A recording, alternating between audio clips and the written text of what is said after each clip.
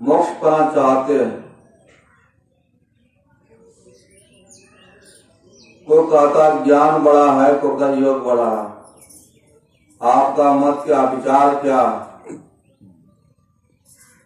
ब्रह्मा जी भगवान शंकर से पूछते हैं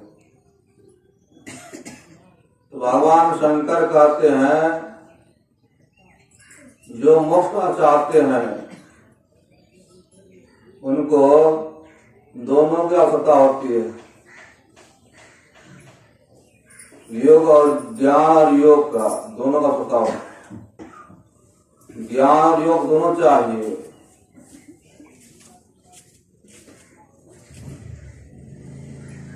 तो ज्ञान बिना ध्यान नहीं, ध्यान न ज्ञान नहीं। दोनों की बहुत घनिष्ठता है संबंध। एक के बिना दूसरा नहीं हो सकता, एक का दूसरे का पूरक है। अगर आप योग करना चाहते हैं, उस योग करने के लिए पहले ज्ञान चाहिए। योग हम लोग क्यों करें? योग का अर्थ होता मिलाप। मिलाप किनसे मिलना है? किसी से कोई बिछड़ जाते हैं तो उनसे मिलने चाहता है। तो हम लोग किससे बिछड़ गए हैं? जीवात्मा किससे बिछड़ गए हैं? जीवात्मा पर परमात्मा से बिछड़ गए हैं। इसीलिए हर जीवात्मा परमात्मा से मिलने चाह रहा है। परमात्मा से मिलने चाहते हैं तो कैसे मिलेंगे? कहते योग के द्वारा वह मिल सकता है। तो कौन सा योग? ध्यान योग के द्वारा वह मिल सकता है आपको। गुरु से करके ध्यान करेंगे तो वह आप उस स्वरूप को पर परमात्मा को मिल सकते हैं। तो ध्यान करने के लिए ज्ञान चाहिए। ज्ञान कहाँ मिलता है? सत्संग माने से, संत महापुरुषों के संग होने से आपको ज्ञान मिलेगा। अगर ज्ञान नहीं है तो ध्यान करने के भी हम लोग नहीं जानेंगे। ध्यान करने के लिए ज्ञान चाहिए। ज्ञान सत्संग देता है।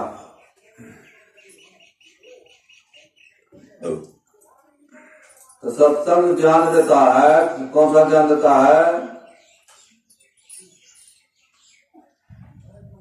यह ज्ञान देता है कि सार का ज्ञान देता है। सार वस्तु क्या है, असार वस्तु क्या है, उसको ज्ञान देता है। अगर सार वस्तु का ज्ञान नहीं है रहने का हम क्या करते हैं? आसार को पकड़ लेते, सार को छोड़ देते हैं। सार वस्तु जो कभी विनशने वाला नहीं है, उसका कोई विनाश नहीं होता है। और सार वस्तु, असार वस्तु विनशने वाला है। यह धन संपत्ति, जन परिवार, राजपाल, यह सब विनशने वाला है। एक दिन और छूटेगा। इससे मिलने से क्या होगा? तत्काल सुख देता है धन, तत्काल सुख देता है, सदा का सुख नहीं देता है। हम लोग चाहते सदा का सुख, सदा सुख चाहते हैं। तो सदा रहने वाला क्या है? सदा रहने वाला पर परमात्मा है।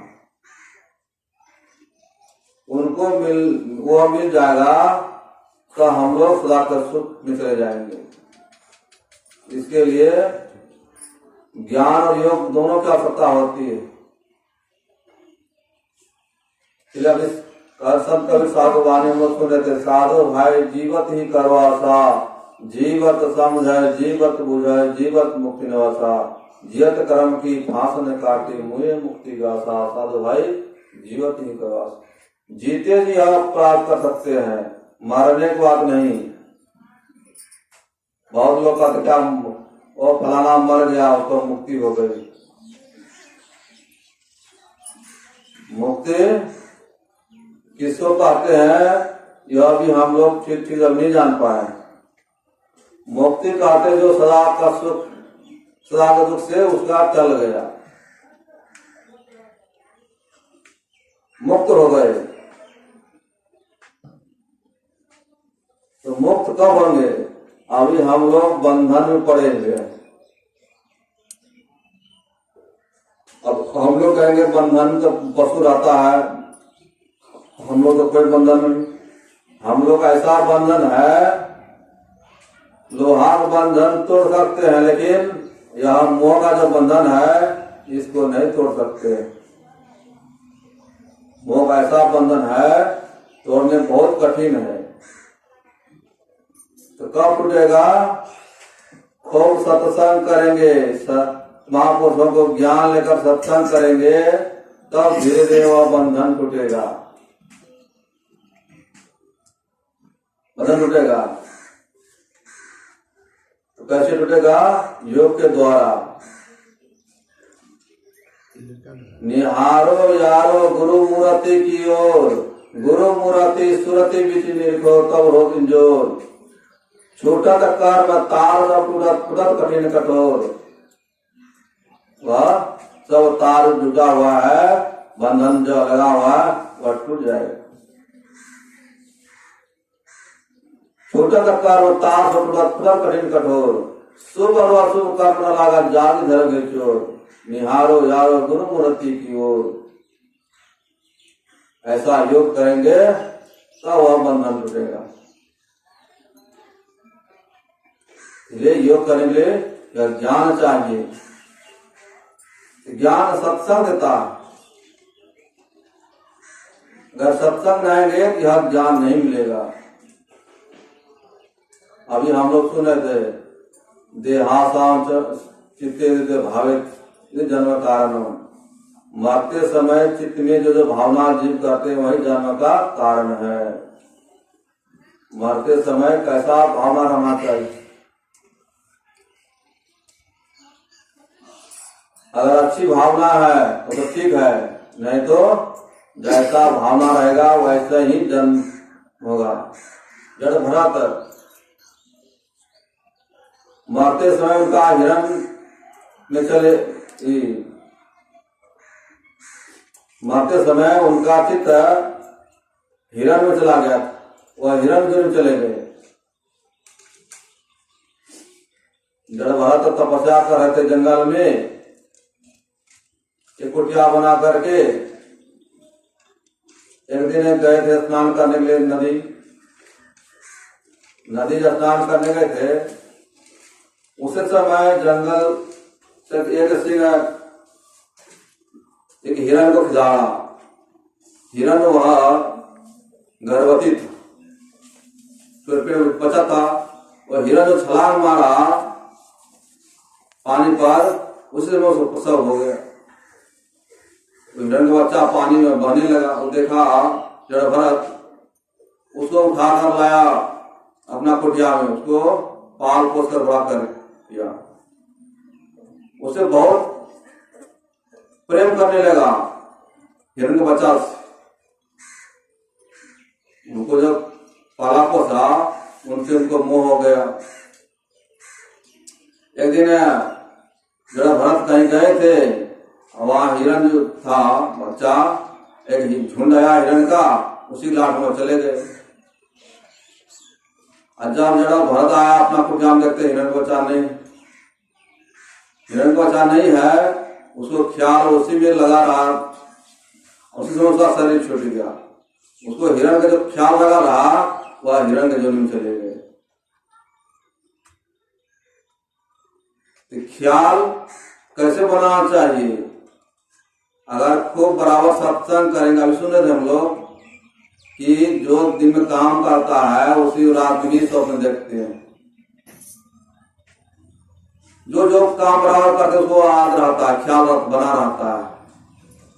इसलिए गुरु महाराज कहा है कि सत्संग करो ध्यान नित रहिए, कर शरण हो विचार चोरी न साधना जुट ना चाहे। सत्संग ने और ध्यान नित रहिए, कर शरण हो। बराबर सत्संग ध्यान करते रहेंगे, आपका ख्याल बना रहेगा सत्संग तरफ, ख्याल बना रहेगा। उसी से ख्याल अगर ठीक ठीक रहेगा, आप अन्य नहीं जाएंगे, दूसरे जोड़े में जा जाएंगे, बहुत दुख होता है। इसलिए मानव शरीर मिला है, मानव शरीर कर्तव्य कर्म करेंगे तो क्या होगा, आपको आगे के लिए सुख होगा, आगे के लिए अच्छे गति होगी। इसलिए भगवान राम भी कहें, जो परलोक यहाँ सुख सुनो सुलभ सुखद मार्ग भाई भक्ति मोर प्राण। कि लोग और परलोक में सुख पाना चाहते हैं तो परमात्मा भजन कीजिए, परमात्मा भजन करेंगे तो भजन जो करते हैं उनको अधोगति नहीं होती है। अधोगति हम लोग भी नहीं चाहते हैं, सुगति चाहते हैं, सुगति चाहते हैं, सत्संग कीजिए। आप कहेंगे हम लोग गृहस्थ आदमी है, खाली सत्संग नहीं करेंगे, काम धंधा नहीं करेंगे, तो नहीं। गुरु महाराज भी कहे सब काम भी कीजिए, सत्संग भी कीजिए, स्वावलंबी जीवन बिताओ।